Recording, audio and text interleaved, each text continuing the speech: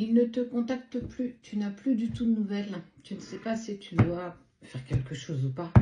Eh bien, je vais y aller avec 2 oracles. L'oracle du grand amour et l'oracle de Mademoiselle Lenormand. Je crois que c'est celui-là. Allez. Déjà, on va voir s'il a des sentiments pour toi.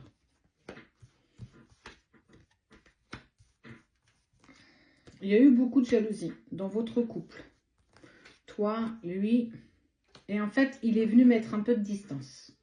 Pourtant, il y avait des projets en commun. Et surtout, sache que quand même, malgré tout, il y a toujours cette attirance chimique, alchimique et bien plus encore, bien plus au-delà.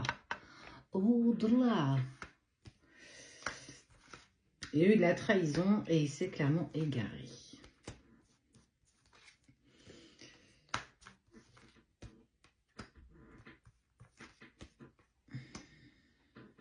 Bah ouais, vous êtes en crise. Il y a la valeur de la crise qui est actuellement accentuée sur vous. Cette personne s'est totalement égarée. Elle s'est paumée, hein, clairement, sur son chemin. Elle doit aller dans un labyrinthe. Et elle ne sait plus à quel sein se vouer. Pourtant, il y a eu un coup de foudre. Il y a eu quelque chose de très fort tout de suite. Ce coup de foudre ne vous a pas permis d'avancer, d'être en action. En tout cas, il y a eu un blocage. Certainement parce qu'on parle de jalousie. Et déjà, ça a été un premier signe. Attention, attention.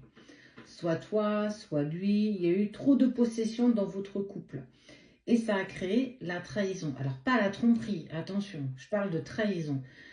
Une des 2 personnes a dû faire des choses dans le dos de l'autre parce que viscéralement, c'était pas possible pour l'autre de par la jalousie, certainement cacher son téléphone alors qu'il n'avait rien à cacher, c'est venu encore plus créer la jalousie.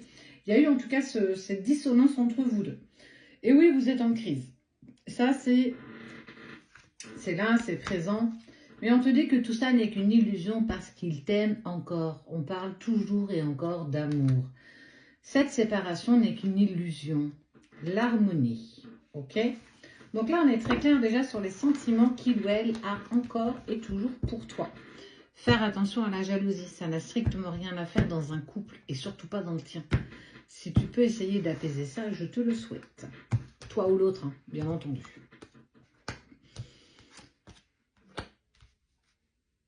Il y a toujours eu des sentiments sincères, loyaux, en lien avec toi. Ça, c'est évident. La fleur de lys, qui est la fleur de la pureté. Mais il y a eu le chaos, il y a eu la finalité, il y a eu la fin de cette relation. Crise, c'était ressorti déjà dans l'autre jeu. Il y a eu trop de sens du sacrifice pour l'autre. De par la jalousie, ça vous enterre, ça vous nuit, quoi que vous puissiez penser. Et toi, ça a déglingué ton couple. C'est con, pardon, j'ai dit un gros mot, mais c'est clairement ça. Je suis Sabrina. De la page. Ouais, tu connais. Hein. Eh ben, c'est bien moi. Mais on te dit que malgré les ennuis passagers, l'obscurité que tu es en train de vivre, on te dit quand même de persévérer. Regarde, les étoiles. Persévérance et succès. Vient à toi le bonheur et la bienveillance. Il faut absolument, parce qu'en fait, les projets que vous aviez à un temps, ils sont toujours actuels. En tout cas, ils vont quand même, de ce qu'on me dit, se mettre en place. Mais il faut absolument que pour pouvoir concrétiser ces projets, on arrête la jalousie, on arrête la possession. Personne n'appartient à personne. Cette personne ne t'appartient pas et tu n'appartiens pas à cette personne.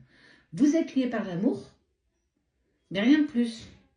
Tes pensées sont les tiennes, tes envies sont les tiennes, tes besoins sont les tiens, et vice-versa pour l'autre. Si vous êtes toujours en confrontation l'un avec l'autre, ça ne peut pas prendre, ça ne peut pas continuer, c'est pas possible. Il faut absolument que tu changes, toi, ce côté-là. Si c'est lui, il faut qu'il le fasse. Si c'est toi, il faut que tu le fasses.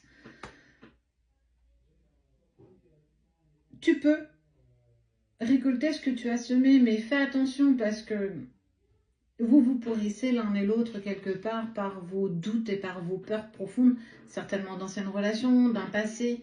Il est temps de faire table rase de tout ce qui s'est passé. Chaque personne est différente et c'est aussi accepter que tu te dois aussi d'être en harmonie avec toi-même. Apaise tes besoins si tu as un besoin. Apaise tes envies.